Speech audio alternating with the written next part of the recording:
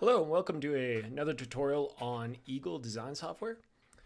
In today's tutorial, we're actually going to be talking about libraries, how to make them, and how to make devices and footprints within libraries. This will pair with other tutorials on Eagle, and they'll all be streamlined together by the end. So if you have any questions, you may need to step back and watch a different tutorial. Additionally, all these tutorials will have paper reference within our website. So if you want to check out a PDF version of this tutorial, that is an option on our website, colorado.edu/ideaforge. So for today, we're going to be starting in libraries. First thing we're going to do actually is make our own library. We'll go ahead and click File, New, and then Library. You are greeted with your first library and everything in it. So in this case, it'll be devices, footprints, and symbols. We won't worry about the 3D package right now. We'll talk about that at another time. But to give you a sense, symbols are the schematic version of our parts. So if you draw a resistor as a little squiggly line, that's going to be in your symbols. A footprint is the physical layout of your part. So for example, if I were going to make an 8-dip package such as this, this would be the physical layout of my part of my 555 timer in this case. And then device is the pairing. So we pair footprints to symbols, and that creates a device. So the pairing is where that goes. I usually like to start off with the footprint, as it's the most time consuming and something you have to actually think about. So if we go up to the top toolbar, we can see that we have devices, footprints, and symbols. So again, I'll start with the footprint. We're going to name this new footprint. In our case, we are making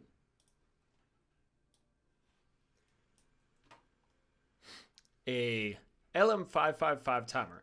Now, any datasheet you go into, if I chose this timer as my 555 timer, any datasheet you go into will have all the pin layouts. So for example, in this 555 timer, I have ground, trigger, output, reset, But every datasheet will also have a physical layout of packages, and that's always near the end of the datasheet. So I'll just scroll all the way to the end. And you'll start to see things like this, like a plastic small outline package, a plastic small outline package again, a dual inline package, and some examples of how they actually are drawn within your footprint. I wouldn't think too much into these right now, especially as you're learning. Just note that everything comes in different package sizes. So in our case, we're going to use a dual inline package or a DIP package. In this case, will be an RPDIP T8. So DIP package with 8 pins. So we'll just use this as the name. So we'll go R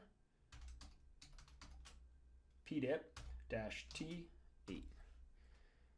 And we are off and running. So create new footprint, yes we will, and we'll be greeted with a screen that looks like this, and where we're actually going to lay out our footprint. So again, this is the physical model of your footprint. So in our case, what we want to do is actually make something that will cater to the whole size of these pins and their spacing. Now, the easiest way to do that is kind of to take advantage of the grid size that's within your software. So in our case, we know that the gap between our pins is going to be 0.1 inches or 100 thou. So we'll just go ahead and go up to our grid pattern, change our resolution to inches, and choose 0.1 as our size. This automatically spaces all our grid mapping in 0.1 increments. That way, when we go ahead and start dropping things into it, we don't have to think about spacing anymore.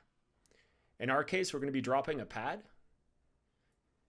So over here, if we select pad, we can see this one already shows up. We'll go ahead and drop that.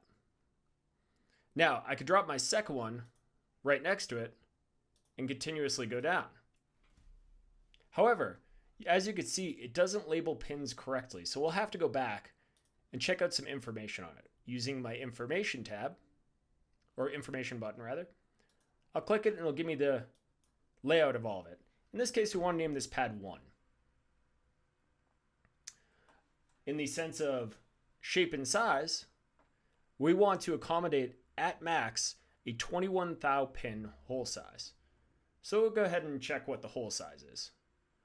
Our drill size will be 21, we've reached it here, and we'll go a little bit over.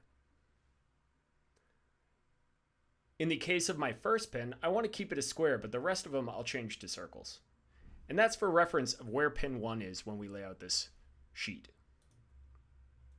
Again, using my information tab, I'll select 2, and this one I'll change to round. Now, going back, at this point, it may be easier to delete anything you've had and just copy the one you want to make the most. So using my copy tool, I'll just copy and drop.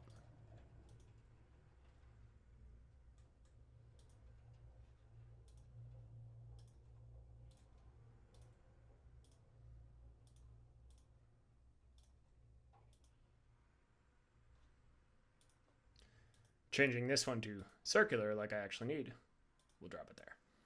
All right, now we're looking pretty good as far as shape goes. Now we actually have to make sure our distance upwards is correct. Going back to our data sheet, we're working with 430 thou, or because of the flex of the wings, we'll call it 400. Now another way to move pins, instead of having to change the grid, is just use your information tab. You'll see our position is 0.2, which we actually want to be 0.4. Again, 0.4. 0.4. And one more time with 0.4. So now we are spaced correctly. Now, if we lay this out on the board, all that is going to show on our PCB is the physical holes that we've made here. We want a little bit more information, so we'll go ahead and start drawing some lines around our device so that we understand what we're actually working with. We'll use the line tool to create these lines. And we'll use it on layer T-place. That's going to be the silk screen on top of your board. I'll change the grid pattern to a bit finer so that I don't hit my other parts. Maybe a 0.05.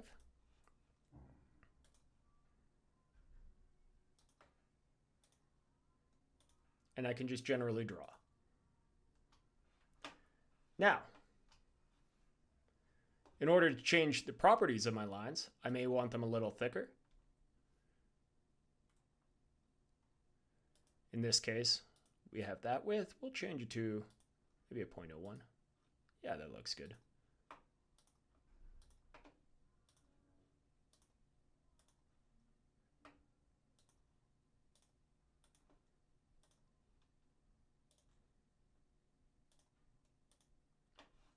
Now, oftentimes, you'll try to use this shape as your line, but in this case, it doesn't quite matter.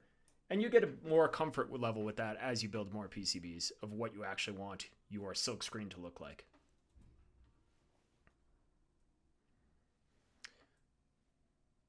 Lastly, I'll drop a small circle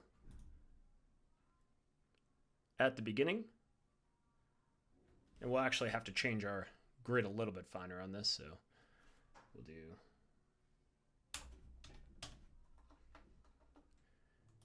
and we'll drop a small circle at the beginning, and this is to signify pin 1. Now we do have the square here, but it's always nice to double up in case one gets messed up. Going back to our last grid to see a little bit more clearly, and I think we're about done here. The only thing we need to add is a name and a value. And that was what will show up in your schematic when you actually drop the part.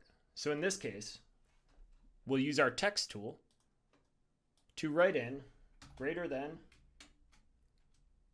value. Oops. Greater than value. We'll go ahead and drop that there. We'll do the same thing over here, except we'll name this one name.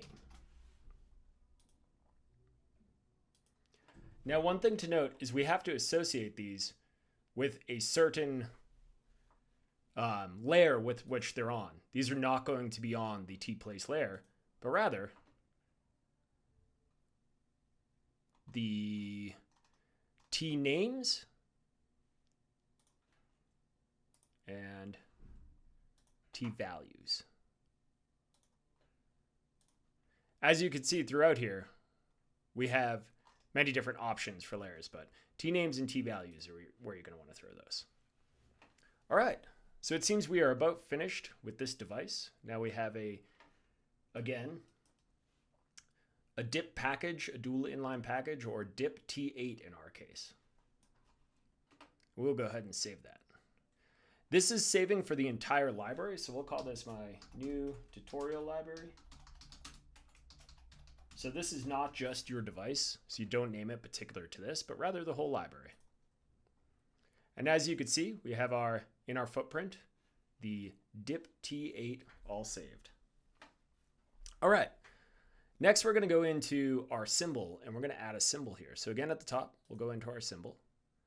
We'll name this for our actual device. So we're gonna go, in our case, an LM555.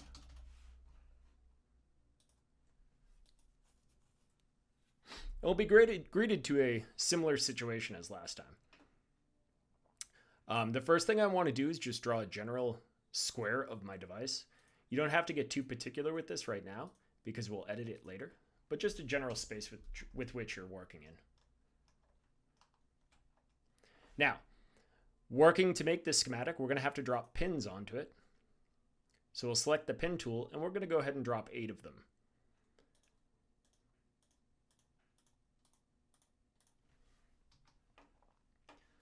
Working from our schematic, we are going to name each of these pins. So in our case, working from the schematic, we're going to go ground, trigger, output, reset, control voltage, threshold, discharge, and VCC. Using our information tab, or information tool, we'll just go ahead and start naming these.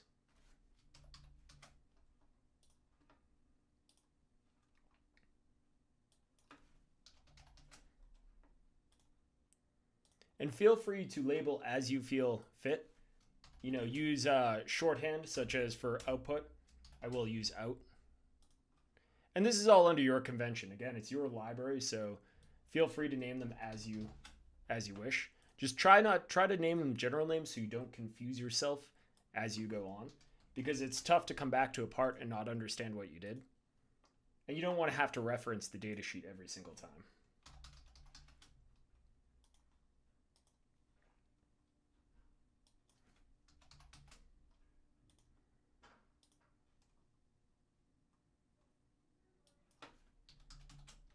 Whoops, misname.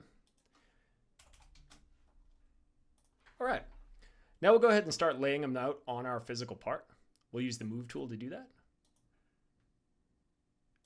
And you want your pins sticking out because this is where you're going to connect when you actually use the device. Now, I'm going to start setting mine up from this schematic because it's what I'll use later to make something. So I'm going to kind of set up my pins based on this fashion. You can make different schematics for the same footprint, so don't worry too much. Just think of what you're working with in a schematic and lay them out that way.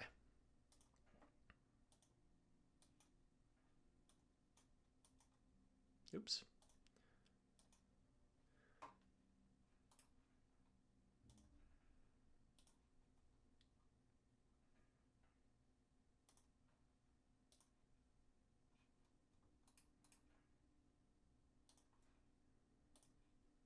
If you don't have a physical schematic in mind that you're going to use, then lay them out in a uniform fashion from 1 through whatever number you're using. It just will make it a little bit easier later.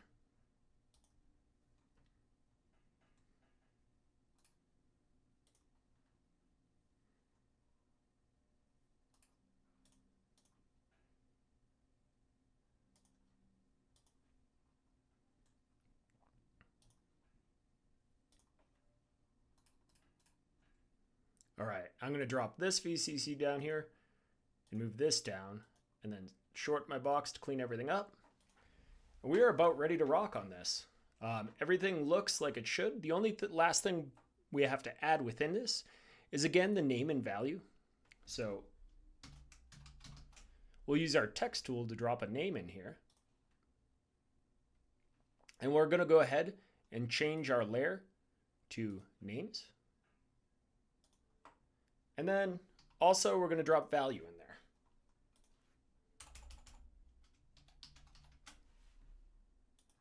And we'll go ahead and change our layer to values.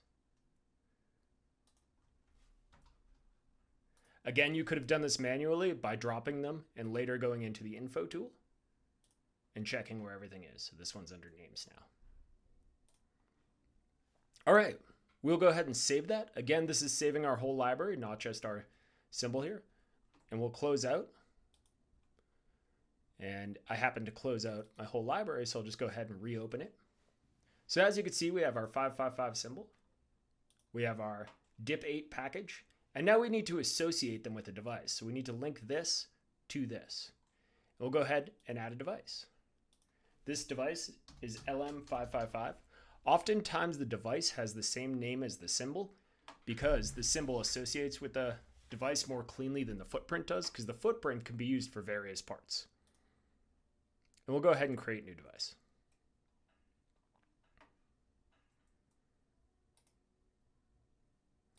We'll go ahead and add a local package. We only have one option here, so we'll add that in. And as you can see, that comes up. And then we'll look for a part over here. And because our library only has one part, it makes it fairly easy. We'll go ahead and drop that there. Now we're going to need to connect the pins of this to the physical pins of this. And we'll do that through connect. Now, following your data sheet, we'll go ahead and start associating. So pin 1 will be ground, 2 will be trigger, 3 will be output, and so on. Be very, very careful here. It's very easy to misassociate. So we'll connect those two. So ground and pin 1 are connected. Pin 2 is trigger. Pin 3 is output. Pin 4 is reset. Pin 5 is control voltage. Pin 6 is threshold. Pin 7 is discharge. And pin 8 is VCC. I always like to, as a quick check, click the pad up here and it organizes them by number, and just check them to make sure they're all correct. If you mess this up, it will mess up your entire circuit. So please be careful in checking all of these that they are correct. And we'll go ahead and hit OK and save. And we now have this part associated with this schematic, or this schematic associated with this footprint. Now, once back out into your control panel, you'll see that the library is not actually on. So that means it's not available for use in your project. Before you start a new project, you're going to want to add that, or click it to turn it on.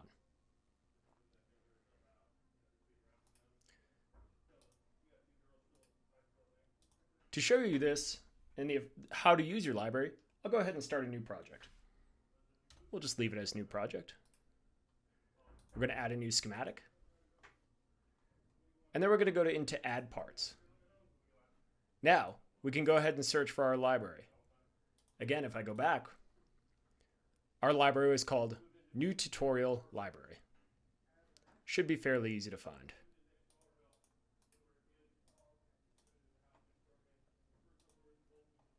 Scrolling down in our add part library, we'll find New Tutorial Library. We'll open that up and we'll see our parts in there. We can go ahead and add that to our schematic. And it's laid out the same exact way you laid it out within your library manager. That's all for this tutorial. You can check out other tutorials on this, such as the schematic tutorial and board layout, where we'll actually be using this part and laying it out within a PCB. I hope this helped.